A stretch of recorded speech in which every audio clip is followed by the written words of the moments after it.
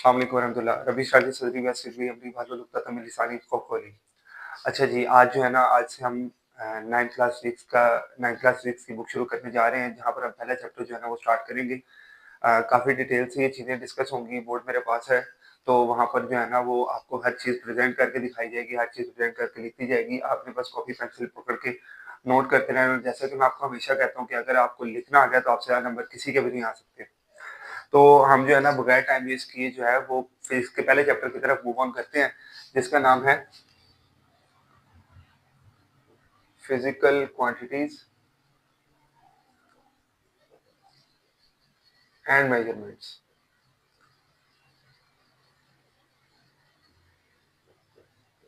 अक्सर लोग जो है ना वो इस चैप्टर को मुश्किल समझ के, टेक्निकल समझ के जो है ना वो स्किप करवा देते हैं कि हम एंड पे इस चैप्टर को एक दफ़ा रिवाइज़ कर लेंगे, ताकि जो है वो मुश्किल ना हो, ठीक है? लेकिन ये चैप्टर मुश्किल बिल्कुल भी नहीं है। आपने इसको सिर्फ़ कॉन्सेप्ट लेना है, इसको समझना है, ताकि आपके ज़हन में बैठ जाए और दोबारा आपको लिखने में परेशानी नहीं होगी। एक दफ़ा ही आपने इन चीज़ों को समझ लेना है, ठीक है? तो हम स्टार्ट करते हैं इस चैप्टर का। तो मेरी कोशिश ये होगी कि मैं आपको जो है ना वो सारी चीज़ों की एक कहानी बना के सुनाऊँ, ठीक है ना? जब आप कहानी सुन लेंगे और इसको लिखा हुआ यहाँ पे प्रेज़ेंटेड देख लेंगे ना, तो आपके ज़हन से ये चीज़ें निकलेंगी नहीं कभी भी। अच्छा जी, तो बात ये है कि हम जो है ना वो एक फ़िज़िकल वर्ल्ड में एग्ज़िस्ट करते हैं, रहते हैं, जहाँ पर हम काफ़ी सारी फ़िज़िकल चीज़ें, फ़िज़िकल फिनोमेना, फ़िज़िकल हैपनिंग्स होती हुई देखते हैं, ठीक है? हमारे इर्द-गिर्द काफ़ी सारे जो है ना वो फ़िज़िकल वाक़यात हो रहे होते हैं, फ़िज़िकल हैपनिंग्स हो रही होती हैं, ठीक हो गया? जिनको हम क्या करते हैं, हम उनको ऑब्ज़र्व करते हैं, हम उनको देखते हैं, ठीक है? जब बंदा किसी चीज़ को ऑब्ज़र्व करता है ना, तो उसके अंदर एक क्यूरियोसिटी पैदा होती है कि ये चीज़ क्यों हो रही है, ये चीज़ कैसे हो रही है और ये चीज़ कौन कर रहा है, ठीक है? इन चीज़ों का जवाब जानने के लिए हम उसको इन्वेस्टिगेट करते हैं, उसके बारे में जाँच-पड़ताल करते हैं कि ये चीज़ क्यों हो रही होगी, और इन्वेस्टिगेट करने के लिए हमें उसके बारे में एक्सपेरिमेंट्स करने पड़ते हैं। ठीक हो गया ना?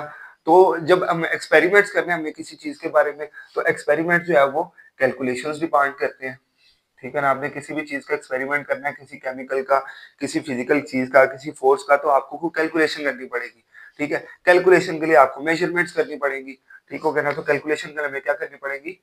मेजरमेंट्स करनी पड़ेंगी, कोई चीज़ मेजर करनी पड़ेगी कि ये यहाँ पर ये यूनिट कितना है, यहाँ पर इस चीज़ की इन्वॉल्वमेंट कितनी है, ठीक है? तो ये सारा का सारा प्रोसीजर जो है ना, जहाँ पर हम किसी भी चीज़ को ऑब्ज़र्व करते हैं, इन्वेस्टिगेट करते हैं, एक्सपेरिमेंट करते हैं, एक्सपेरिमेंट करने के लिए कैलकुलेशंस और मेजरमेंट परफ़ॉर्म करते हैं, ठीक है? ये सारा का सारा जितना भी प्रोसीजर है ना, इसको साइंस कहा जाता है। ठीक है?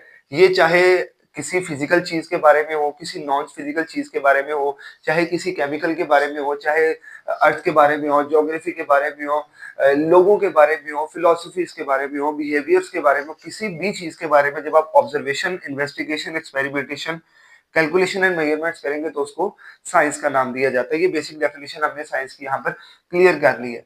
अब यहाँ पर हम फिज़िक्स पढ़ रहे हैं, तो यहाँ पर फिज़िक्स की डेफिनिशन कहाँ पे फॉल करेगी कि जब ऐसी साइंस जो कि सिर्फ फिजिकल वर्ल्ड से डील करती है, जहां पर सिर्फ ऐसी चीजें जिनको आप मेजर कर सकते हैं, जिनकी कोई न्यूमेरिकल वैल्यू होती है, ठीक है, जो चीज फिजिकल वर्ल्ड से डील करती है, ऐसी साइंस जो सिर्फ फिजिकल वर्ल्ड से डील करती है, ऐसी साइंस को फिजिक्स कहा जाता है। ठीक हो गया ना? ऐसी साइंस जहां पर आप फिजिकल वर्ल्ड की, दुनिया की चीजों को ऑब्जर्व करते हो, इन्वेस्टिगेट करते हो, एक्सपेरिमेंट करते हो, कैलकुलेट करते हो और उनके फैक्ट्स एंड लॉज को फाइंड आउट करते हो, उन सारी की सारी चीजों को फिजिक्स कहते हैं, जो कि फिजिकल वर्ल्ड से डील कर रही होती है। ठीक हो गया ना? सारी की सारी चीजें फिजिकल वर्ल्ड से डील कर रही है। अब ये जो मैंने आपके सामने डायग्राम ड्रॉ किया ना, आपको एक कहानी सुनाई है, इस डायग्राम के अंदर अंदर आपका सारा का सारा चैप्टर फॉल करता है। इस डायग्राम से हमें बाहर नहीं जाना पड़ेगा, किसी भी सूरत नहीं जाना पड़ेगा। ठीक हो गया ना? इस सारी की सारी डायग्राम में आपका चैप्टर फॉल करता है। ठीक हो गया जी? अब यहाँ पर जब हम फिजिकल वर्ल्ड की बात करते हैं, तो हमें कोई ना कोई चीज जो है ना वो उनको मेजर करना पड़ता है, कैलकुलेट करना पड़ता है, उन चीजों की हकीकत जाननी पड़ती है। ठीक हो गया ना? तो वो कौन सी चीजें हैं जिनको हम फिजिक्स में डील करते हैं। ठीक हो गया ना? तो फिजिक्स में हम जो है ना वो क्वांटिटीज को डील करते हैं। ठीक हो गया ना? मैं आपको जरा थोड़ा सा चीजें दिखा देता हूँ। हम फिजिक्स में क्वांटिटीज को डील करते हैं। क्वांटिटीज जो होती है ना, वो हमेशा याद रखिएगा, दो किस्म की होती है। एक होती है फिजिकल क्वांटिटीज और एक होती है नॉन फिजिकल क्वांटिटीज। ठीक हो गया ना? एक होती है फिजिकल क्वांटिटीज, एक होती है नॉन फिजिकल क्वांटिटीज। हम फिर इस बात पे आते हैं कि फिजिक्स में हम कौन सी चीजें डील करते हैं। जो कि फिजिकल वर्ल्ड से ताल्लुक रखती हैं, ठीक हो गया ना? तो हम किन चीज़ों को यहाँ पर डील कर रहे होंगे जो फिजिकल वर्ल्ड से ताल्लुक रखती होती हैं, तो नॉन फिजिकल चीज़ों को हम यहाँ पर डिस्कस नहीं करेंगे, ठीक हो गया ना? फिजिकल क्वांटिटीज़ होती क्या हैं? 4 चीज़ें जो होती हैं ना, ये 4 चीज़ें जहाँ पर भी आपको मौजूद मिले वो चीज़ फिजिकल क्वांटिटी में फ़ॉल करेगी। वो 4 चीज़ें क्या हैं? सबसे पहले ऐसी चीज़ जिसको मेज़र किया जा सकता हो, ठीक है? जिसको मेज़र किया जा सकता हो, जिसको जो है ना वो नापा जा सकता हो, वो चीज़ फिजिकल क्वांटिटी में फ़ॉल करती है। फॉर एग्ज़ाम्पल टेम्परेचर है, ठीक है? फॉर एग्ज़ाम्पल किसी चीज़ की डेंसिटी है, किसी चीज़ की लेंथ है, किसी चीज़ का वेट है, ठीक हो गया ना?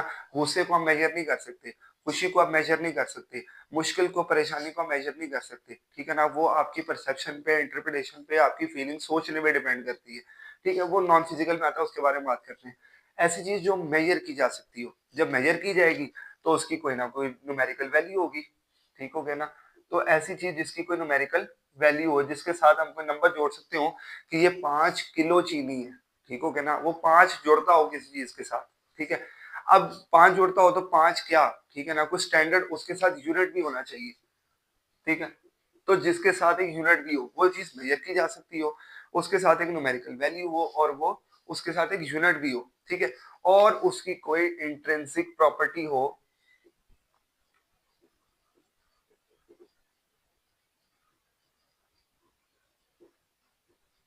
ऑफ मैटर और एनर्जी, ठीक हो गया ना? ये 4 बुलेट्स आपने याद रखने हैं, ठीक है जी? उसकी कोई इंट्रिंसिक प्रॉपर्टी हो मैटर और एनर्जी के साथ, उसके अंदर मैटर या एनर्जी के कोई ना कोई रिलेशन जुड़ते हों, ये क्या चीज़ें होती हैं, मैं इसको नेक्स्ट चैप्टर्स में जाके डील करेंगे। फॉर नाउ आपने ये 3 चीज़ें याद रखनी है। ये 4 चीज़ें आपको जहाँ पर भी मिल जाए वो फिजिकल क्वांटिटीज़ की डेफिनिशन में फॉल करेंगी, ठीक हो गया ना? ये चीज़ आपने लाज़मी याद रखनी है।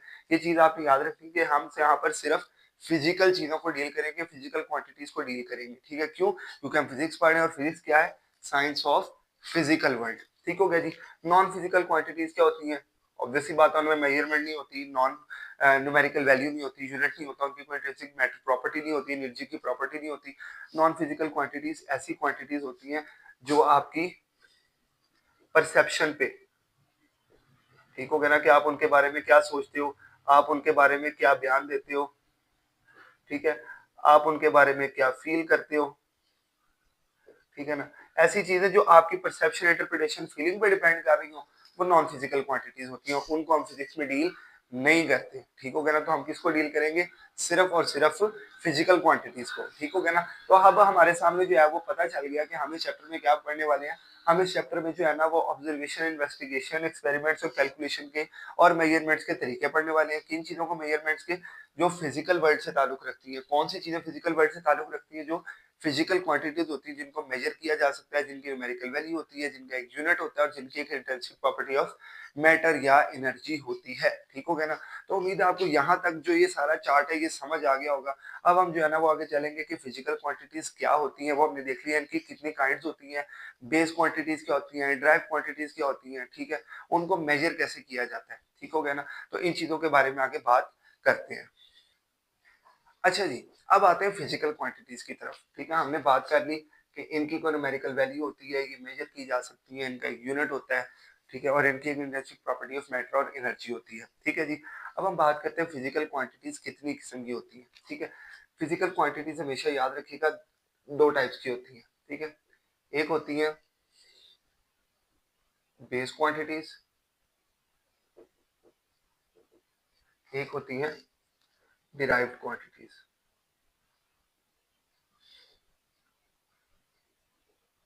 ठीक हो गया जी?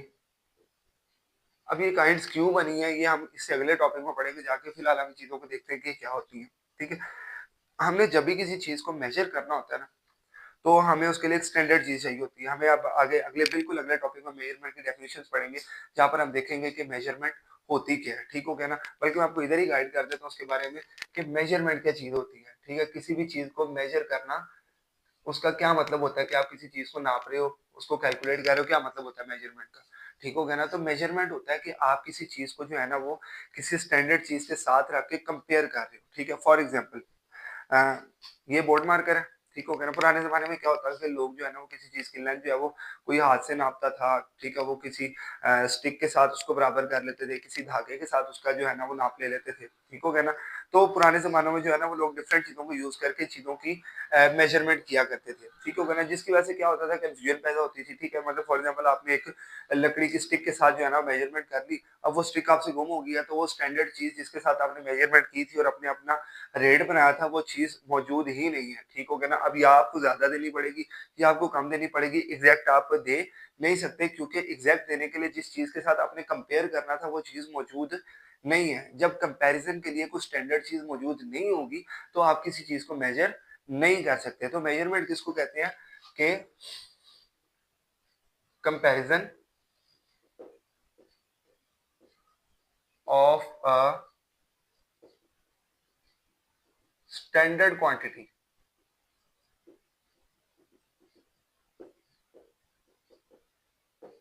विद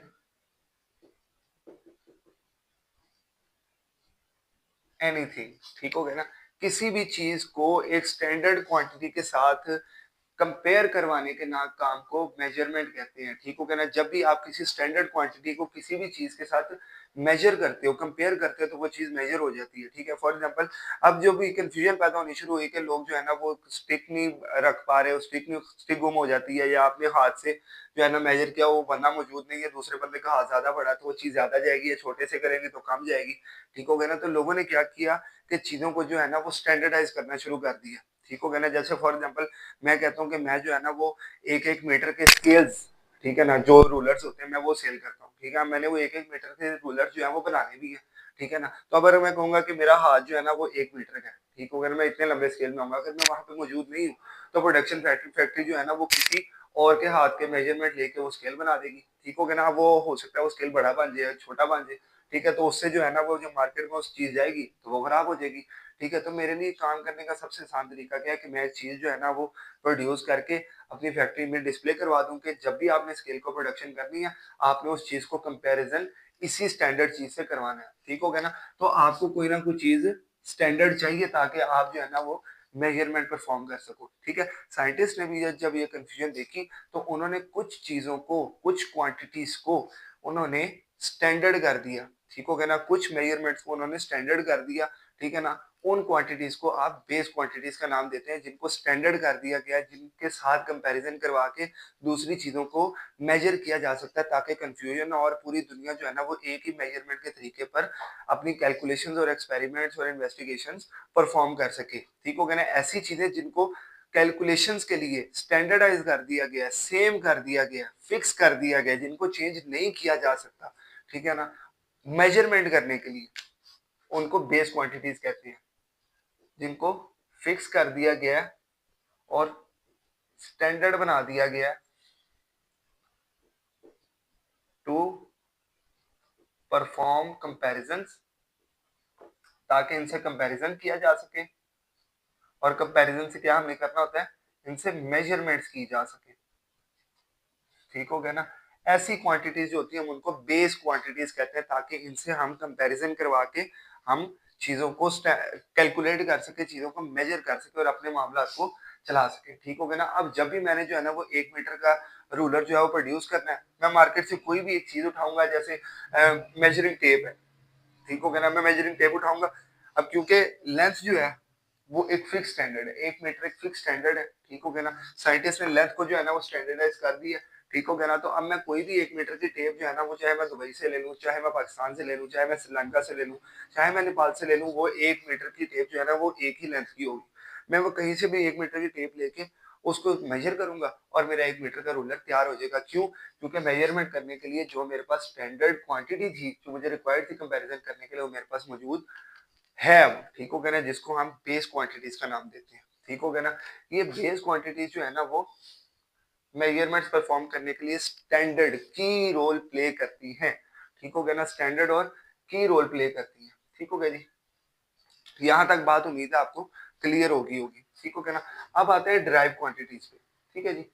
अब कभी-कभी ऐसे होता है कि बेस क्वांटिटीज मिल के नई क्वांटिटीज को फॉर्म करती हैं, जिनको हम डिराइव क्वांटिटीज का नाम देते हैं। उससे पहले हम देख लेते हैं बेस क्वांटिटीज कौन-कौन सी होती हैं, ठीक हो गया ना?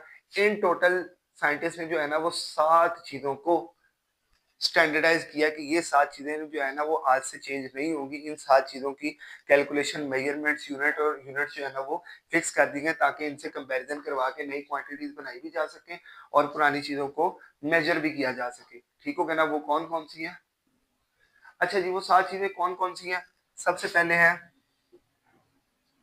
लेंथ, दूसरे नंबर पे है किसी भी चीज का mass, time,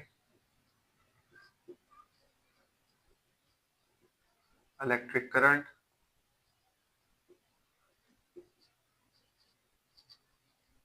intensity of light, ठीक हो गया ना? Temperature,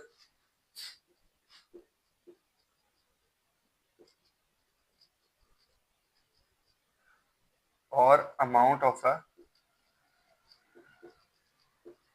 substance. ठीक है, ये 7 क्वांटिटीज जो है वो इनको फिक्स कर दिया गया है। ठीक है ना? कि लेंथ के यूनिट सेम रहेंगे। ठीक है ना? लेंथ हम जो है वो स्टैंडर्ड करेंगे, mass, time, electric current, intensity of light, temperature और अमाउंट ऑफ अ सब्सटेंस। ठीक हो गया ना? अब लेंथ का जैसे यूनिट है मीटर, मास का यूनिट है किलोग्राम, ठीक है, टाइम का यूनिट है सेकंड, ठीक है, इलेक्ट्रिक करंट का यूनिट है एम्पियर, इंटेंसिटी ऑफ लाइट का है कैंडेला, टेम्परेचर का है केल्विन, अमाउंट ऑफ सब्सटेंस का है मोल। ठीक हो गया ना?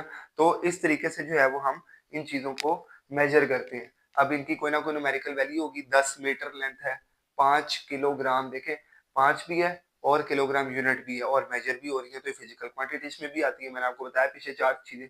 इलेक्ट्रिक करंट 3 एम्पियर का करंट है, 4 एम्पियर का स्विच है, 5 एम्पियर का फ्यूज है। इंटेंसिटी ऑफ लाइट कैंडेलास में होती है, ठीक है, केल्विन टेम्परेचर होते हैं, सेल्सियस में होता है, फ़ारेनहाइट में होते हैं। ठीक हो गया ना? मोल्स में अमाउंट ऑफ सब्सटेंस जो है वो केमिस्ट्री में बहुत सा यूज होता है। ये 7 चीजें जो है ना उनको स्टैंडर्डाइज कर दिया गया है। ठीक है, ये 7 जो है ना वो बेस क्वांटिटीज कहलाती है। ठीक है, जब भी आपको बेस क्वांटिटीज की डेफिनेशन है तो आपने ये डेफिनेशन भी मेंशन कर देनी है और ये 7 बेस क्वांटिटीज है। ठीक हो गया ना? और इनके जो यूनिट्स हैं ये वाले, ठीक हो गया ना, इनके जो यूनिट्स हैं इनको बेस यूनिट भी कहा जाता है। इनको बेस यूनिट्स भी कहा जाता है। ठीक हो गया ना? तो अगर आपको पेपर में पूछा जाए कि बेस यूनिट्स क्या होते हैं, तो वो यूनिट जो बेस क्वांटिटीज को की न्यूमेरिकल वैल्यू को रिप्रेजेंट करते हैं, ऐसे यूनिट्स को बेस यूनिट्स कहते हैं। ये 7 है, metre, kilogram, second, ampere, candela, kelvin और मोल। ठीक हो गया ना? तो ये 7 के साथ क्या है? बेस यूनिट है। अब कभी कभी क्या होता है कि ये जो 7 चीजें है ना, 7 क्वांटिटीज, ये मिलके नई क्वांटिटीज को फॉर्म करती हैं। फॉर एग्जाम्पल, जैसे लेंथ है, मास है, टाइम है। ठीक हो गया ना? तो फॉर एग्जांपल किसी भी चीज की लेंथ को टाइम पे डिवाइड करो ना तो स्पीड बन जाती है। ठीक हो गया ना? तो ऐसी चीजें फॉर्म्ड और डिराइव्ड फ्रॉम बेस क्वांटिटीज, ऐसी क्वांटिटीज जो कि बेस क्वांटिटीज से मिल के या उनसे निकल कर बनी हो, उनको जो है वो डिराइव्ड क्वांटिटीज कहते हैं। ठीक हो गया ना? उनको क्या कहते हैं? डिराइव्ड क्वांटिटीज कहते हैं। जैसे स्पीड है, क्या है? Distance divided by time. ठीक हो गया? डिस्टेंस क्या है? लेंथ है यानी मीटर, और टाइम क्या है? सेकंड, टाइम भी है। ठीक हो गया ना? तो लेंथ और टाइम आ गया इसमें। ठीक हो गया? तो लेंथ भी बेस यूनिट है, टाइम भी बेस यूनिट है। ठीक हो गया ना? तो ये दोनों चीजें मिलकर जो चीज बनी है वो है स्पीड। ठीक हो गया ना? तो स्पीड क्या है? एक डिराइव क्वांटिटी है। ठीक हो गया ना? ऐसे ही किसी भी चीज का वॉल्यूम, ठीक हो गया ना, वो वॉल्यूम भी किन चीजों से मिलकर बनता है? लेंथ से। ठीक हो गया ना? लेंथ को क्यूब करें तो वॉल्यूम बन जाता है, लेंथ को स्क्वायर करें तो एरिया बन जाता है। ठीक है, एरिया है, वॉल्यूम है, वॉल्यूम है, ठीक है, एक्सेलरेशन है। ठीक हो गया ना? एक्सेलरेशन किससे मिलकर बनता है? लेंथ से, मास से और टाइम से। ठीक हो गया ना? इन 3 चीजों से, और तीनों की तीनों बेस क्वांटिटीज हैं। ठीक हो गया ना? इस तरह से वोल्टेज है। ठीक हो गया ना? ये सारी की सारी चीजें जो है वो किससे मिलके बनती हैं? बेस क्वांटिटी से। तो ऐसी चीजें जो बेस क्वांटिटी से मिलके बने उनको डिराइव क्वांटिटीज कहा जाता है। और डिराइव क्वांटिटीज के जो भी यूनिट होते हैं वो सारे के सारे क्या कहलाते हैं? डिराइव्ड यूनिट्स कहलाते हैं। जैसे स्पीड का यूनिट होता है मीटर पर सेकंड, तो ये क्या कहलाएगा? डिराइव्ड यूनिट कहलाएगा। क्या कहलाएगा? डिराइव्ड यूनिट कहलाएगा। ठीक है, एक्सेलरेशन का यूनिट होता है मीटर पर सेकंड स्क्वायर, तो ये भी डिराइव्ड यूनिट कहलाएगा। ठीक हो गया ना? तो ये सारे के सारे क्या कहलाएंगे? डिराइव्ड यूनिट्स कहलाएंगे। ठीक हो गया ना? तो physical quantity, excuse me, physical quantities जो है वो दो किस्म की होती है। ये दो किस्म क्यों है? क्योंकि आपको मेजरमेंट करने के लिए कोई स्टैंडर्ड क्वांटिटी चाहिए ताकि आप उससे कंपैरिजन करवा के किसी चीज को मेजर कर सको। ठीक हो गया ना? वो स्टैंडर्ड क्वांटिटीज जो है वो ये की कब गई थी? सॉरी, एक चीज रह गई। ठीक हो गया ना? ये की कब गई थी? ये भी थोड़ा सा इंफॉर्मेशन है, याद रखना, पेपर में बहुत कम आती है, एक आधी डेट है जो आ जाती होती है। ठीक है, 1961 में साइंटिस्ट की एक मीटिंग हुई थी। ठीक हो गया ना? जहां पर स्टैंडर्ड यूनिट्स को फिक्स कर दिया गया था। ठीक हो गया ना? और उनको, उस मीटिंग को जो है ना वो क्या कहा जाता है? वो जो मीटिंग हुई थी वहां पर उसको कहा जाता है इंटरनेशनल सिस्टम ऑफ यूनिट्स की मीटिंग थी। ठीक हो गया ना? ये 1961 में हुई थी, जहां पर जो है ना वो इन 7 क्वांटिटीज को फिक्स कर दिया गया था, इनकी कैलकुलेशंस को फिक्स कर दिया गया था ताकि जो है ना वो मेजरमेंट्स परफॉर्म की जा सके। ठीक हो गया ना? तो ये जो इदारा है उसको हम कहते हैं सिस्टम इंटरनेशनल। सिस्टम इंटरनेशनल की मीटिंग थी। ठीक हो गया ना? सिस्टम इंटरनेशनल की मीटिंग थी, 1961 में हुई थी, जिन्होंने जो है ना वो इन सारी चीजों को फिक्स किया था। ठीक है ना? तो सिस्टम इंटरनेशनल का एब्रिविएशन एसआई भी बनती है, इसीलिए बेस यूनिट्स को हम एसआई यूनिट्स भी कहते हैं। ठीक हो गया ना? एसआई यूनिट्स हम बेस यूनिट्स को क्यों कहते हैं? क्योंकि 1961 में सिस्टम इंटरनेशनल की जो मीटिंग हुई थी वहां पर फिक्स किए गए थे, इसीलिए बेस यूनिट्स को हम एसआई यूनिट्स भी कहते हैं। ठीक हो गया ना? तो ये सारी की सारी चीजें जो है ना वो स्टैंडर्ड क्वांटिटीज के तौर पे एक्ट करती हैं ताकि चीजों को मेजर किया जा सके। बेस क्वांटिटीज जो है ना वो फिक्स स्टैंडर्ड और की रोल प्ले करती हैं ताकि कंपैरिजन के जरिए से मेजरमेंट परफॉर्म हो सके। ये 7 होती है: length, mass, time, electric current, intensity of light, temperature, amount of a substance. ठीक हो गया ना? ये 7 होती हैं। इनके यूनिट जो है metre, kilogram, second, ampere, candela, kelvin और मोल। इनको बेस यूनिट्स भी कहा जाता है, एसआई यूनिट्स भी कहा जाता है। वो क्वांटिटीज जो इनसे मिलकर बनती हैं डिराइव क्वांटिटीज कहलाती हैं, जैसे स्पीड है, वॉल्यूम है, एक्सेलरेशन है एंड मेनी मोर, जो कि पढ़ेंगे हम आगे जाके। इनके यूनिट्स को डिराइव्ड यूनिट्स भी कहा जाता है। ठीक हो गया ना? मीटर पर सेकंड हो गया, मीटर पर सेकंड स्क्वायर हो गया, मीटर क्यूब हो गया, मीटर स्क्वायर हो गया। ठीक है, ये सारे के सारे जो है ना वो डिराइव्ड यूनिट्स भी कहलाते हैं। ठीक हो गया ना? और ये सारे के सारे जो है वो फिजिकल क्वांटिटीज की कैटेगरी में फॉल करते हैं। उम्मीद करता हूँ आपको ये भी चीजें जो है ना वो ये कहानी सारी की सारी समझ आ गई होगी। ये ग्राफ जितना मैंने बना के दिया आपको, ये सारा आपको जो है वो समझ आ गया होगा। इसको नोट कर लें आप, ताकि आपको जो है ना वो किसी भी किस्म की कंफ्यूजन ना रहे। ठीक हो गया ना? अगर आपको चीजें समझ आ जाएंगी तो आपके लिखना बहुत ज्यादा आसान हो जाएगा। ठीक हो गया ना? तो हम जो है ना वो आगे चलते हैं कि जब हम मेजरमेंट्स करते हैं उसमें हमें दो प्रॉब्लम्स आती हैं, जिसका जो है हम सोल्यूशन अब निकालेंगे। अब जब मैं आपको बात कर रहा था मेजरमेंट्स की, कैलकुलेशंस की, ठीक हो गया ना? तो जब हम फिजिकल क्वांटिटीज की कैलकुलेशन करते हैं, ठीक हो गया ना, हम किसी चीज को मेजर करते हैं, ठीक है, तो हमने किसी स्केल से किसी छोटी मोटी लेंथ को मेजर कर लिया कि जी 10 मीटर का टेबल है, 5 मीटर का रूलर है, 1 मीटर का रूलर है। ठीक हो गया ना? इतनी लेंथ है इसकी। ठीक हो गया ना? तो इतने किलो की चीज है, 5 किलो की, 10 किलो की, 15 किलो की। ठीक है, तो जब हम इन चीजों का मेजर करते हैं तो इतना कोई खास इशू नहीं होता। ठीक हो गया ना? लेकिन when it comes to complex calculations, ठीक हो गया ना, जब हम कोई कॉम्प्लेक्स कैलकुलेशन करते हैं, ठीक है ना, कोई टेक्निकल कैलकुलेशन करते हैं, जैसे फॉर एग्जांपल हमें किसी ग्रेविटेशन के लिए हमें जब ग्रेविटेशन का फॉर्मूला निकालना है कि जमीन जो है ना वो किस तरीके से कितनी फोर्स के साथ चीजों को अपनी तरफ पुल करती है, खींचती है, वो कितनी फोर्स होती है, वो किस तरीके से कैलकुलेट की जा सकती है, वहां पर जो है ना हमें जरूरत पड़ती है एक ऐसे मैथ की, जो पूरी जमीन का हमें जरूरत पड़ती है एक चीज की जो कि कहलाता है मैस ऑफ अर्थ के नाम से। ठीक हो गया ना? कि हमारी जमीन का टोटल जो है वो मैस कितना है। ठीक हो गया ना? टोटल वेट कितना है हमारी जमीन का। ठीक हो गया ना? इसी तरीके से जब हम केमिस्ट्री में कैलकुलेशंस करते हैं तो हमें जरूरत पड़ती है वेट की, इलेक्ट्रॉन्स का वेट कितना है, प्रोटॉन्स का वेट कितना है, न्यूट्रॉन्स का वेट कितना है। ठीक हो गया ना? वो वेट जो है वो हम चीजों से मल्टीप्लाई करते हैं और फिर उससे जो है ना वो अमाउंट ऑफ सब्सटेंस मोल्स निकालते हैं। एक मोल्स में कितने एटम्स होते हैं। ठीक हो गया ना? एवोगैड्रोस नंबर क्या होते हैं, ठीक हो गया? वहाँ पर जो है ना वो कैलकुलेशंस बहुत ज़्यादा बड़ी हो जाती हैं और बहुत ज़्यादा छोटी हो जाती है। जैसे फॉर एग्ज़ाम्पल मैं आपको गाइड करता हूँ कि एक जो इलेक्ट्रॉन होता है ना उसका मास मैं सिर्फ़ आपको जो है ना वो एक फर्ज़ी सी वैल्यू लिख देता हूँ, ठीक हो गया ना? बल्कि 1 मिनट में ज़रा वैल्यू कन्फर्म करता हूँ और फिर मैं आपको लिख के देता हूँ। जैसे फॉर एग्ज़ाम्पल मैं आपको बताता हूँ एक इलेक्ट्रॉन का मास जो है ना वो कितना होता है? मास ऑफ एन इलेक्ट्रॉन होता है 9.01 into 10 raise to power minus 31 kilogram, ठीक हो गया ना? बल्कि हम इसको भी रेज़ करते हैं।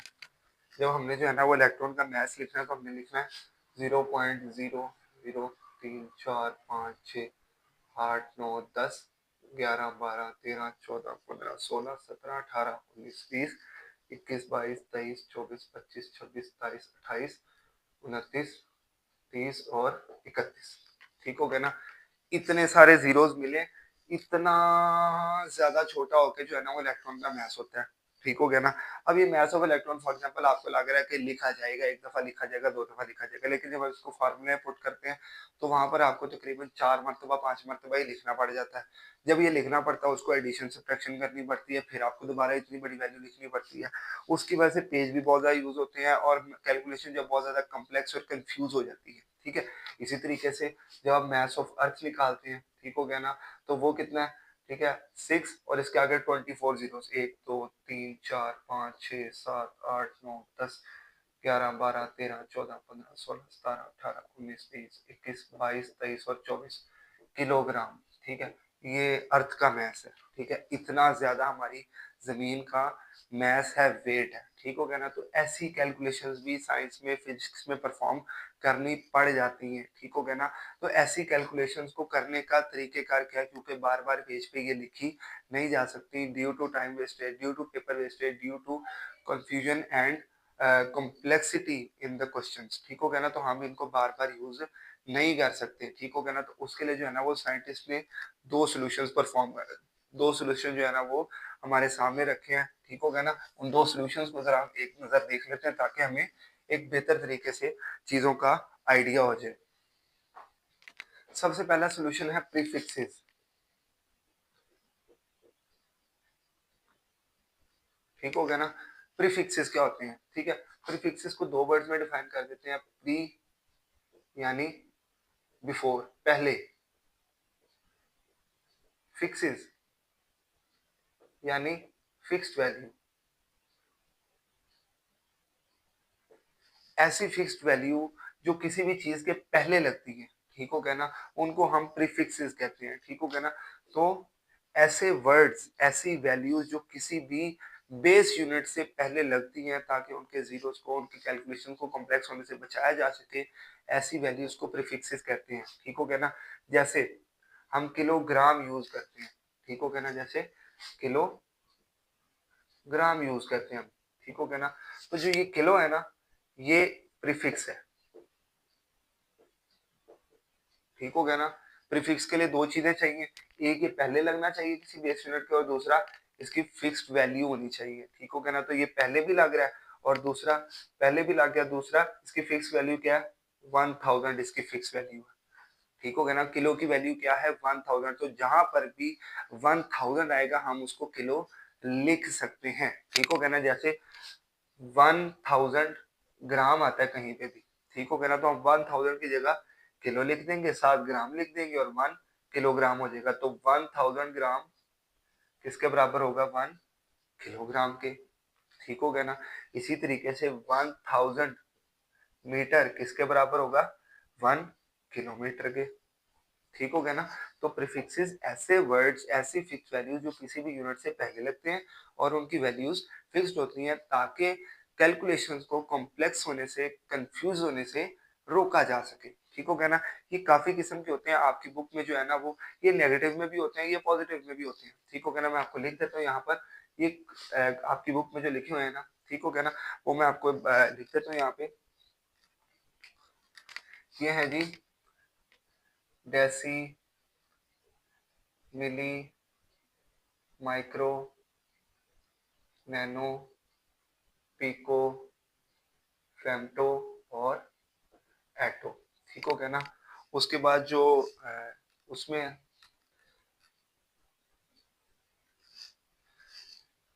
हाँ जी, डेसी के बाद सेंटी है, सॉरी, यहाँ पर है किलो, मेगा, गीगा, टेरा, पेटा, एक्सा। ठीक हो गया ना।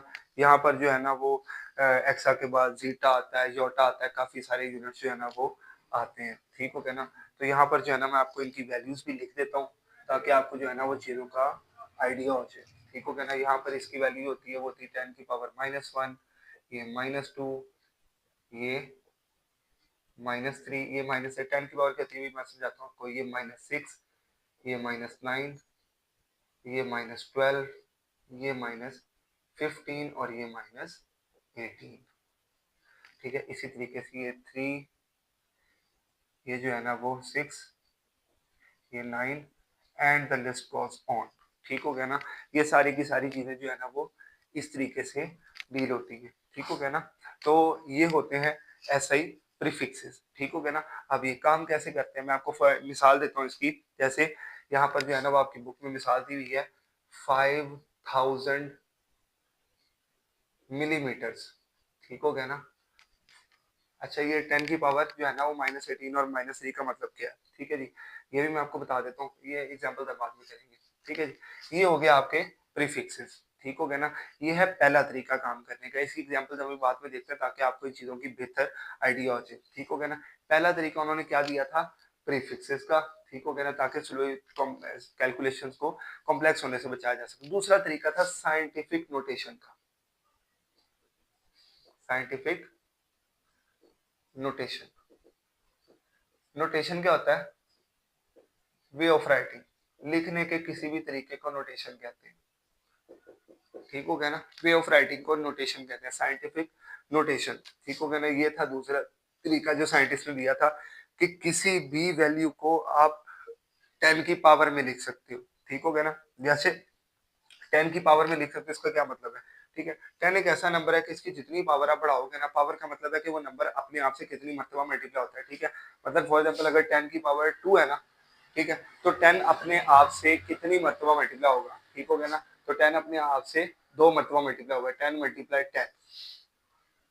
ठीक हो गया ना। तो क्या होगा, 10 की पावर 2 का मतलब 100। 10 की पावर अगर 3 है, इसका मतलब है कि 10 3 मर्तबा मल्टीप्लाई होगा, इसका मतलब क्या है 1000। 4 का मतलब क्या है 10,000। ठीक हो गया ना। तो ये है 10 की पावर्स। ठीक हो गया ना, कि उस 1 के आगे कितने जीरो है। आपको शॉर्ट फॉर्म में बताता हूँ कि ये जो 1 है इसके आगे कितने जीरो लगेंगे। ठीक हो गया। 10 की पावर 2 का मतलब है कि इस 1 के आगे 2 जीरो लगेंगे। 10 की पावर 3 का मतलब है इस 1 के आगे 3 जीरो लगेंगे, इस 1 के आगे 4 जीरो लगेंगे। देखे लगे 3 जीरो 2 जीरो। ठीक हो गया ना। इसी तरीके से अगर पावर -2 हो जाती है, ठीक हो गया ना, अगर पावर -1 हो जाती है, ठीक है, 10 की पावर -1 है, तो इस 1 से पहले कितने जीरोस लगेंगे। ठीक हो गया ना। जैसे इसका मतलब होगा इस 1 से पहले ए -1 है, तो इस 1 से पहले एक जीरो लगेगा। ठीक हो गया ना। अब एक जीरो लगाना है तो हम यहाँ पर पॉइंट से इसको वैल्यू करेंगे। ठीक हो गया ना। तो फिर उसके बाद 10 की पावर अगर -2 है तो इस 1 से पहले कितने जीरोस लगेंगे, 1 से पहले 2 जीरोस लगेंगे। ठीक हो गया ना। और उसको हम वैल्यू रिप्रेजेंट करने के लिए पॉइंट लगा देंगे, यहाँ पर जीरो लगा देंगे। ठीक है ना। 10 की पावर -3 है तो हम 3 जीरोस पीछे चले जाते हैं, 1 2 3 और 1। वैल्यू छोटी होती जाएगी, जैसे 10 की पावर 1 2 3 प्लस में होगी वो बड़ी जी होती जाएगी, 10 की पावर माइनस में जाएगी ये छोटी होती जाएगी। ठीक हो गया ना। अब साइंटिफिक नोटेशन जो है ना वो किसी भी नंबर को 10 की पावर में लिखने का नाम है। ठीक हो गया ना। जब आप किसी भी नंबर को, number written in power of 10। ठीक हो गया ना। अब ये लिखा कैसे जाता है, फॉर एग्जाम्पल मैंने आपको बताया था कि हमारा जो मास ऑफ अर्थ है, ठीक हो गया ना, वो 6 के आगे 24 जीरोस है। ठीक हो गया ना। तो हमने पढ़ा था कि अगर 10 की पावर 4 है तो इसका मतलब है कि वो 1 के साथ 4 जीरोस आएंगे। तो अगर 6 के आगे 24 जीरोस थे, ठीक हो गया ना, तो मैं क्या करूंगा, 10 की पावर 24 कर दूंगा। ठीक हो गया ना। और 6 को उसके साथ लिख दूंगा। ठीक हो गया ना। इसका मतलब है कि 6 है उसके आगे 24 जीरोस यहाँ पर ऐड होंगे, ठीक हो गया ना। जब वो ऐड होंगे तो वो 24 बन जाएगा और साथ किलोग्राम आ जाएगा। वो इतना बड़ा नंबर जो हमने 24 जीरोस में यहाँ पर लिखा था, ठीक हो गया। मैं आपको दोबारा लिख देता हूँ, 1 2 3 4 5 6 7 8 9 10 11 12 13 14 16 18 20 21 22 23 और 24 किलोग्राम, ठीक हो गया ना। ये सारे 24 के जो 24 जीरो थे ना, इनको हमने 10 की पावर में लिख दिया, ठीक हो गया ना। जितने जीरो हैं उतनी 10 की हम पावर में ला देंगे, ठीक हो गया ना।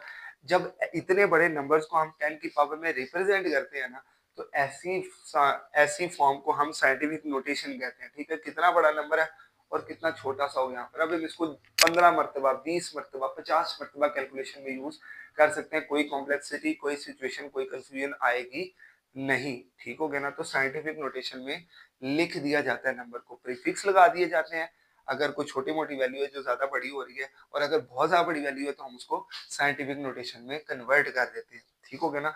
अब हम जो है ना वो थोड़ी बहुत एग्जांपल्स देखते हैं ताकि आपके जहन में जो है ना वो चीजें बैठ जाएं, ठीक हो गया ना। जब ज्यादा बड़ी वैल्यू होगी तो वो साइंटिफिक नोटेशन में नहीं जाएगी, हम उसके साथ प्रीफिक्स लगा देंगे जब एक नॉर्मल वैल्यू होगी, ठीक है। लेकिन जब बहुत ज्यादा एक्सपेंड कर जाएगी तो हम उसको साइंटिफिक नोटेशन में जीरो की 10 की पावर में कन्वर्ट कर देंगे ताकि वो कैलकुलेशन करने के लिए इजी रहे, मुश्किल ना हो, ठीक हो गया ना। तो ये आपका प्रीफिक्स थे और ये आपकी साइंटिफिक नोटेशन थी, जहां पर हमने ये सारी की सारी चीजें देख ली। हम इस टेबल को यहीं पे रहने देते हैं, ठीक है। हम इस फॉर्मूले को यहीं पे रहने देते हैं, बाकी सारी चीजें रिमूव करके यहाँ पर हम एग्जाम्पल्स देखते हैं थोड़ी सी।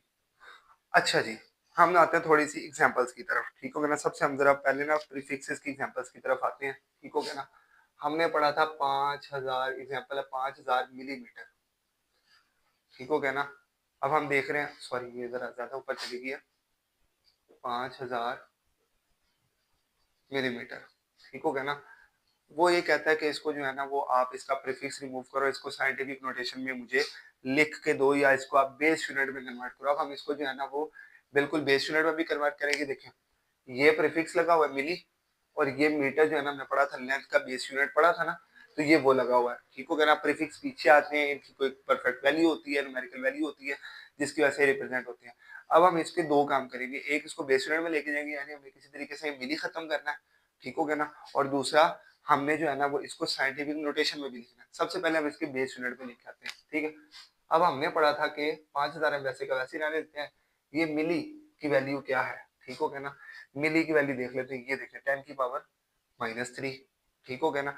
तो हम क्या करेंगे यहाँ पर, हम 10 की पावर -3 आराम से लिख देंगे, कोई टेंशन नहीं लेंगे, ठीक हो गया ना। ये देखिए साइंटिफिक नोटेशन में चीज आ गई है, 10 की पावर में आ गई तो उसको साइंटिफिक नोटेशन कहते हैं, ठीक हो गया ना। उसके बाद हम जो है ना वो इसका उसूल ही होता है पावर्स का, हमेशा याद रखिएगा। पावर को अगर हम जो है ना वो मल्टीप्लाई कर रहे हैं, पावर मल्टीप्लाई हो रही है, ठीक हो गया ना। अगर इस पावर का साइन चेंज करना है ना तो हम इसको डिवाइड में ले जाते हैं, ठीक हो गया ना। 5000 डिवाइडेड बाय 10 की पावर 3 हो जाएगी, ऊपर -3 से नीचे आके +3 होगी, मीटर का मीटर वैसे ही आएगा। अब देखो 10 की पावर +3 होगी, ये मैंने प्लस इसलिए की है, इसके लिए कैलकुलेशन करना आसान होता है, ठीक है। मैं आपको समझाता हूँ कैसे।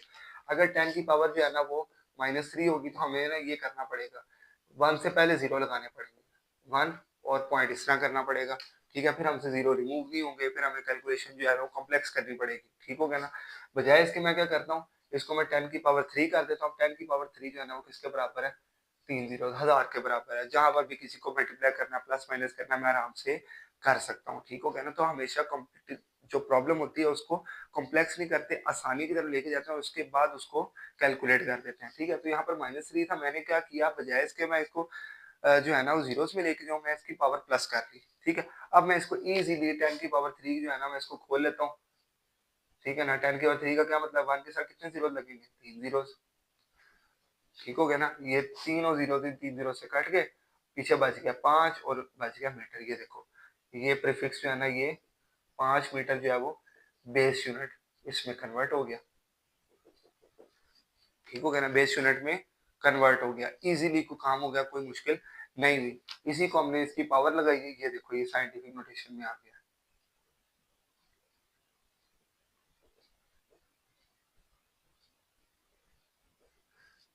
समझ लगी कि नहीं लगी? ठीक हो गया ना? इसी तरीके से जो है ना वो मैं एक नंबर लेता हूँ फॉर एग्जांपल 50 5 लाख किलो लेते हैं। 5 लाख सॉरी मैं इसको ऐसे करता हूँ 5,24,000 किलोग्राम। ठीक है ना? हम कहते हैं हमने इसको जो है ना वो साइंटिफिक नोटेशन में कन्वर्ट करना है। ठीक हो गया ना? हमने इसको क्या करना है साइंटिफिक नोटेशन में कन्वर्ट करना है। अभी ये बेस यूनिट में है, किलोग्राम बेस यूनिट है ना, तो बेस यूनिट में हम क्या करेंगे, हम कैलकुलेट कर लेंगे कि 5 से पहले पहले तक जो है ना वो कितने नंबर बनते हैं, 1 2 3 4 5। ठीक है ना? हम यहाँ पे पॉइंट है वो यहाँ पे लेंगे 5 पॉइंट, आगे जितने नंबर है ना वो हम लिख देंगे, पहले 2 नंबर लिख देंगे, इतने काम हो गया। हमने पॉइंट यहाँ पर पॉइंट होता है हमेशा। ठीक हो गया ना? कोई भी पॉइंट है जैसे 1 है ना, तो इसके आगे हमेशा जो है ना वो एक इमेजिनरी सा पॉइंट होता है 0.0 1.0। ठीक हो गया ना? तो वो हम लिखते नहीं है वैसे, लेकिन एग्जिस्ट करता है। ठीक हो गया ना? तो 5,000 किलो का 5,24,000 किलो का मतलब है कि यहाँ पे 0.0 और किलोग्राम है। हमें पॉइंट को मूव करवाते हैं 1 2 3 4 और 5। पॉइंट हम यहाँ पे लिया है, 2 4 7 लिख देंगे, आगे जीरोस की जरूरत नहीं क्योंकि पॉइंट में वैल्यू आ गई है। 5 पॉइंट मूव किया तो हम कहेंगे 10 की पावर 5 किलोग्राम। ये होगी आपकी साइंटिफिक नोटेशन। आसान काम, कोई मुश्किल काम नहीं है। ठीक हो गया ना? इसी तरीके से अगर आपने इसको वापस लेके जाना है तो यहाँ पर जो है ना वो 5 पॉइंट को इधर मूव कर दो, जहाँ पर नंबर है उनको नंबर से रहने दो। 1 2 मूव किए 2 4, आगे कोई नंबर नहीं है तो हम उतने जीरोस लगा देंगे। 2 मूव कर दिए, 5 है तो 2 और 3 बनाने हैं तो हम 3 जीरोस लगा देंगे, किलोग्राम वापस ही अपनी जगह पे आ गए। कोई मुश्किल नहीं है। ठीक हो गया ना? आपको चीज़ों को साइंटिफिक नोटेशन में भी कर सकते हैं, आप उसको वापस भी लेके आ सकते हैं। जैसे फॉर एग्जांपल यहाँ पर जो है ना वो हम कहते हैं जी कि एक वैल्यू है वो है 0.00000007 इतनी वैल्यू। ठीक है ना? हम कहते हैं कि हमसे बार बार ये नहीं लिखी जा रही, हमें इसको जो है ना वो कोई ईजी तरीके से लिख के दो। हम क्या करते हैं पॉइंट को मूव करवाते हैं, कोई मसला नहीं है जी। हम क्या करेंगे 1 2 3 4 5 6 और 7, तो 7 पॉइंट को 7 पॉइंट्स तक मूव किया हमने इसको। ठीक हो गया ना? हम इसको 9 कर देते हैं। हमने 7 पॉइंट्स तक मूव किया तो हम 9 को वैसे ही रहने देंगे। 7 पॉइंट्स मूव किए तो 10 की पावर -7। ठीक है? हम कहते हैं ये मीटर है तो हम ये मीटर कर देते हैं। लो जी, साइंटिफिक नोटेशन में आपकी वैल्यू आ गई। समझ लगी कि नहीं? और लगी कि नहीं? ठीक हो गया ना? हमने 7 पॉइंट्स मूव किए। ठीक हो गया ना? अब ये भी एक चीज याद रखना, साइंटिफिक नोटेशन में अगर आप पॉइंट जो है ना वो राइट से लेफ्ट की तरफ जाते हो तो जो पावर होगी वो नेगेटिव होगी, और अगर आप लेफ्ट से राइट की तरफ आते हो तो पावर क्या होगी, पॉजिटिव होगी। ठीक है? नहीं देखो, लेफ्ट से राइट की तरफ आए हम। ठीक हो गया ना? लेफ्ट से राइट की तरफ हमने मूव किया 1 2 3 4 5 6, 5 पॉइंट मूव किए, ये देखो पावर प्लस में आई। हमने 1 2 3 4 5 6 7 पॉइंट मूव किए, राइट को मूव किया तो पावर लेफ्ट जो है वो माइनस में नेगेटिव में आ गई। ठीक हो गया ना? इसी तरीके से आप जो है ना वो और एग्जांपल्स देख सकते हो, जैसे 5,000 जो है ना वो आ, हम कहते हैं कि ये था जी 0.005 मीटर। ठीक हो गया ना? 0.005 मीटर है। ठीक हो गया ना? मुझे लग रहा है कि नहीं यार ये ना मजे की वैल्यू नहीं मान रहे, कुछ मजे का बनाते हैं इससे। ठीक हो गया ना? मजे का बनाने के लिए हमें इसको क्या करना पड़ेगा, हमें प्रीफिक्स भी यूज करना है, तो हम प्रीफिक्सेस भी यूज करेंगे। ठीक है ना? तो प्रीफिक्सेस के वैल्यू के लिए हमें 10 की पावर में लाना पड़ेगा इसको, क्योंकि हमें जो है ना प्रीफिक्सेस की वैल्यू 10 की पावर्स में पता है। ठीक हो गया ना? तो साइंटिफिक नोटेशन और प्रीफिक्सेस आपस में मिली जुली चीजें, एक जैसी चीजें, एक दूसरे से मिलकर बनती है। ठीक हो गया ना? तो ये मजे की नहीं लग रही वैल्यू ना, मुझे समझ नहीं आ रही इसकी कि क्या करना है इसका। मैं क्या करता हूँ, इसके पॉइंट मूव करवाता हूँ, इसके जीरो खत्म करते हैं पहले। मैं कहता हूँ पॉइंट मूव कराता हूँ, चलो जी 1 2 3, 3 मूव करवाए तो ये 5 हो गया, राइट से लेफ्ट गई है, 3 मूव कराया तो 10 की पावर 3 हो जाएगी। ठीक हो गया ना? राइट से लेफ्ट गए हैं। ठीक है? तो सॉरी लेफ्ट से राइट गए हैं। ठीक हो गया ना? तो पावर जो है वो माइनस में आ जाएगी। एक मिनट, जो है ना वो थोड़ी सी कंफ्यूजन है यहाँ पर। जब आप राइट से लेफ्ट की तरफ जाते हैं तो पावर पॉजिटिव होती है, और लेफ्ट से राइट आते हैं वो पावर नेगेटिव होती है। I am so sorry for that, confusion होगी थोड़ी सी। ठीक है ना? अब हम लेफ्ट से राइट की तरफ गए हैं तो पावर जो है ना वो माइनस में आ जाएगी। ठीक हो गया ना? मुझे मजा नहीं आ रहा था, मैंने कहा यार इन जीरोस को खत्म करना है किसी तरीके से पहले। तो अब मैं जीरो को खत्म करता हूँ, पावर जो है ना मैं 3 पॉइंट्स मूव करता हूँ, 1 2 3 मूव किया, जीरो सारे खत्म हो गए, 5 अकेले का अकेला आ गया। मुझे अब लग रहा है यार मजा आ रहा है। ठीक हो गया ना? 10 की पावर 3 पॉइंट्स मूव किए थे, 3 होगी, राइट से लेफ्ट किया तो -3 होगी। मीटर को हम नहीं छेड़ेंगे, बेस यूनिट को कभी नहीं छेड़ना, नहीं तो वो आपको छेड़ेगा और फिर आपसे बर्दाश्त नहीं होगा। ठीक हो गया ना? तो इतना कॉमन है। मैं कहता हूँ नहीं यार, जो है ना वो चस नहीं आ रही नंबर की ना, कुछ और इसके साथ मजे का करते हैं ताकि और छोटा हो जाए। ठीक है ना? मैं फिर प्रीफिक्सेस के टेबल पे जाता हूँ। हाँ जी, जो सब कौन है जो 10 की पावर -3 वाला है? मिली साहब हाथ खड़ा करते हैं कि सर मेरी जो है ना वो पावर 10 की पावर -3 है। मैं कहता हूँ टेंशन ही कोई नहीं है, आप आ जाए। तो मैं जो है ना वो 10 की पावर -3 को यहाँ से मिटाता हूँ। मैं कहता हूँ मिली साहब इसके बराबर है, तो मैं 5 मिली मीटर कर देता हूँ। ठीक हो गया ना? तो ये देखें, अब ये कितना गंदा सा नंबर था, 0.005 मीटर। ठीक है, 5 मिलीमीटर, कितना मजे का नंबर बन गया। ठीक हो गया ना? तो मैंने उसको एक आसान नंबर बना दिया ताकि मैं उसके लिए कैलकुलेशन इजीली कर सकूं। ठीक है, हम एक और एग्जांपल देखते हैं। जो 22,000 सेंटीमीटर। ठीक हो गया ना? मैं कहता हूँ नहीं उस्ताद जी, वो जहाँ जीरो जहाँ पे है ना वो चस नहीं कराता, जीरो मजा नहीं आता उससे। ठीक है ना?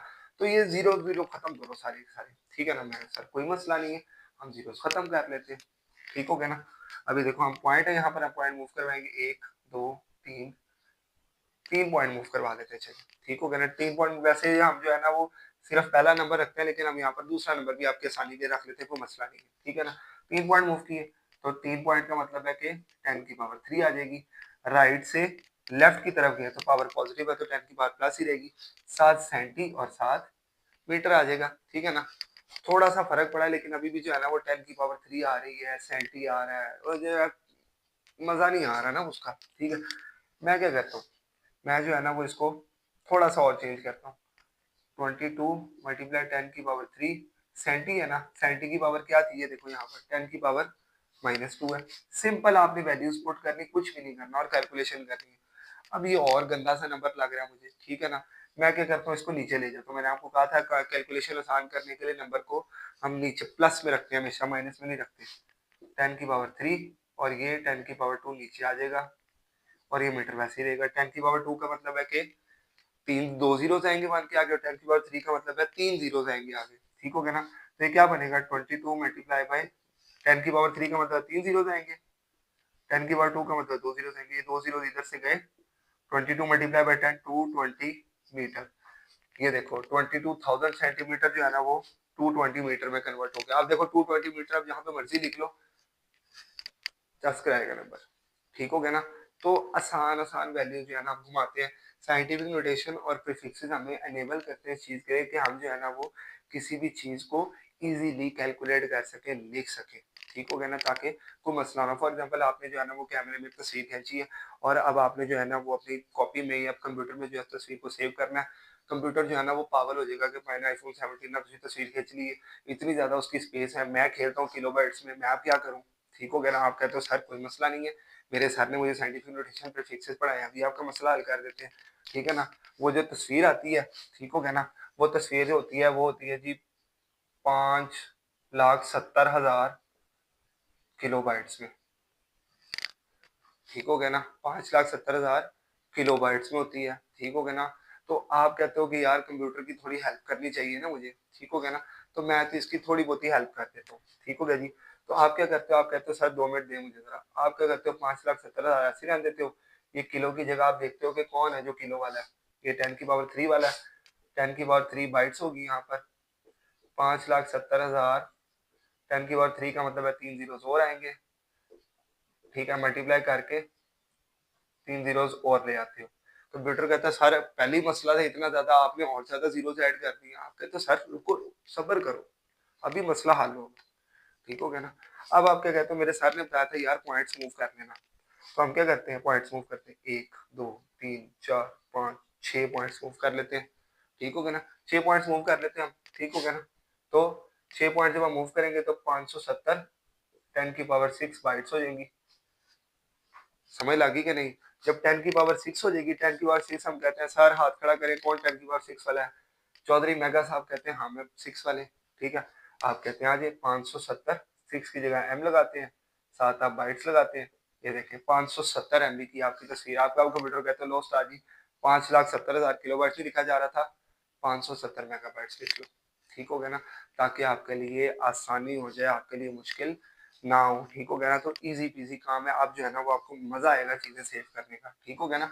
तो कैलकुलेशंस करने के लिए हमेशा प्रीफिक्सेस को, साइंटिफिक नोटेशंस को जो है ना वो यूज किया जाता है। ये आपकी फिजिक्स में, आपकी केमिस्ट्री में, आपकी मैथ में बहुत ज्यादा, जब तक आपके साथ पढ़ाई जुड़ी है तब तक ये चीजें आपके साथ रहेंगी, ठीक है ना। चीजों को आपने कन्वर्ट करना सीखना है, जहां पर जीरो नजर आते हैं पॉइंट मूव करा दो, ठीक है। अगर आप राइट की तरफ जा रहे हो पावर माइनस कर दो, लेफ्ट की तरफ जा रहे हो पावर प्लस कर दो, ठीक हो गया ना। अगर आपको ऊपर पावर माइनस नजर आ रही है, उसको ढाल करके नीचे ले जाओ ताकि पावर प्लस में हो जाए। सब कुछ पहले प्लस में ले आओ फिर कैलकुलेशन करो, ताकि माइनस ना रहेगा ना कंफ्यूजन होगी। अगर आपको नीचे पावर माइनस में नजर आ रही है, ऊपर ले आओ उसको मल्टीप्लाई कर दो ताकि वो पावर खुद ब खुद ही प्लस में कन्वर्ट हो जाए, ठीक है ना। कैलकुलेशन करना पुत्र बहुत आसान काम है, कोई मुश्किल नहीं, आपको बेसिक रूल्स पता है तो ये हलवा है सारी चीजें आपके लिए। आपको 50,000 नंबर भी लिख के दे देंगे ना, आपको को 50 जीरो आगे लगा देता है, 5 के आगे 50 जीरो लगा देता है, आप कहते कोई टेंशन नहीं है, लो सांभो, मैंने 10 के बाद 50 लिख दी, मेरे साथ में कोई साइंटिफिक नोटेशन समझाई थी, उन कर लो जो करना है मेरा, ठीक है ना। आपको कहता है कि जी 5,000 है, ठीक हो गया ना।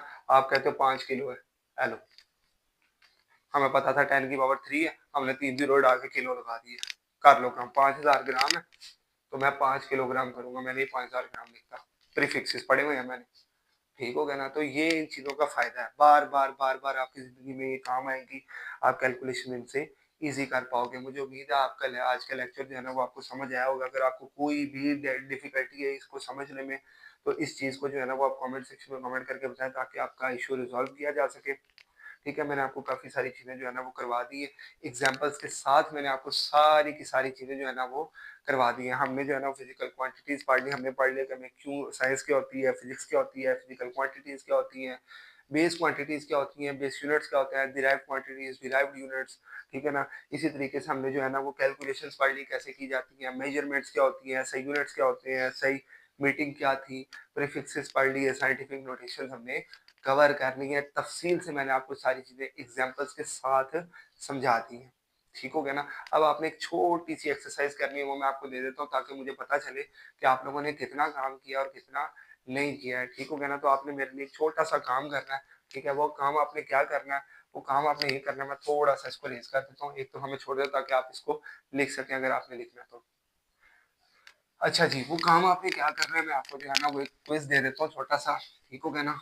वो आपने जो है ना वो करके लाना है। एक चीज होती है चार्ज के नाम से, ठीक हो गया ना। क्विज में लिख देता हूँ इधर, इसको आपने कमेंट्स में बताना है। एक चीज होती है चार्ज के नाम से, ठीक है ना। इसको आपने जो है ना वो बेस यूनिट्स में डाल के दिखाना है, ठीक हो गया ना। इसको आपने बेस यूनिट में कन्वर्ट करना है। चार्ज का यूनिट होता है कूलम, मैं आपको हिंट दे देता हूँ, ठीक है ना, कि चार्ज का फार्मूला होता है I current multiply T time, ठीक हो गया ना। तो चार्ज का यूनिट होता है करंट मल्टीप्लाई बाय टाइम। इसको आपने बेस यूनिट्स में कन्वर्ट करना है कि चार्ज बेस यूनिट में क्या बनेगा, ठीक हो गया ना। तो चार्ज का यूनिट जो है ना वो कूलम है, ठीक हो गया ना। कूलम हमारा बेस यूनिट हमने पढ़े थे 7 बेस यूनिट से, लेंथ, मास, टाइम, इलेक्ट्रिक करंट, केल्विन हो गया, कैंडेला हो गया, केल्विन हो गया, मोल हो गया, ये सारे हमने पढ़े थे, एम्पियर था, ठीक हो गया ना। तो करंट का क्या यूनिट है, टाइम का क्या यूनिट है, ठीक हो गया ना। उन दोनों को आपने इधर इकट्ठा करके लिखना और आपका आंसर आ जाएगा, ठीक है ना। इसको आपने सॉल्व करना है कि ये है क्या, ठीक हो गया ना। चार्ज का यूनिट जो है ना वो ऐसे यूनिट में जब कन्वर्ट करेंगे तो वो क्या बनेगा, ठीक हो गया ना। तो मैं उम्मीद करता हूँ कि आप जो है ना इसको सॉल्व कर चुके हो गए। चीटिंग ना करना है, इसको जरा सॉल्व करने की कोशिश करो। हम यहाँ पर अब देखते हैं कि इसको सॉल्व करने की कोशिश करते हैं। आपने कमेंट लाजमी कर देना है, आपका मैं आंसर का वेट करूंगा, ठीक है ना। करंट का क्या यूनिट होता है, एम्पियर। टाइम का क्या यूनिट होता है, सेकंड। तो ये देखो ये बेस यूनिट में कन्वर्ट हो गया, एम्पियर भी बेस यूनिट है, सेकंड भी बेस यूनिट है, ठीक हो गया जी। तो इस तरीके से आप किसी भी यूनिट को जो है वो बेस यूनिट में भी कन्वर्ट कर सकते हो। पेपर में आ सकती है चीजें, ये इंपॉर्टेंट है, ठीक है। एग्जाम्पल्स आपने लाजमी उत्तर देख लेनी है। कोई चीज, कोई एग्जाम्पल आपको समझना है, नंबर लिख के उसको जो है वो आप कमेंट सेक्शन में कमेंट करके बताएं, आपका मसला फौरन मैं हल करूँगा अगली वीडियो में। सबसे पहले मसले डिस्कस होंगे, उसके बाद हम आगे चलेंगे। ठीक हो गया ना? उम्मीद है आपको ये सारा लेक्चर समझ आ गया होगा। नहीं समझ आया इसको दोबारा देखें, आपको आ जाएगा समझ। नहीं आता फिर भी कमेंट सेक्शन में कमेंट करके बताएँ। हम मिलेंगे इंशाल्लाह ताला अगली वीडियो में, जहाँ पर हम आगे कैलकुलेशन के डिफरेंट मेजरमेंट्स के डिफरेंट तरीके डिस्कस करेंगे। जहाँ में मीटर रूल है, बैलेंसेस है, काफ़ी सारी चीज़ें हैं, बड़ी इंटरेस्टिंग चीज़ें हैं, बड़ी आसान चीज़ें हैं, आपके लिए बड़ी मज़े-मज़े की चीज़ें आएँगी। ठीक है ना? आगे बस लेक्चर से जुड़े रहना, स्किप नहीं करना लेक्चर को। ठीक है? हम मिलते हैं आपसे अगली वीडियो में, तब तक के लिए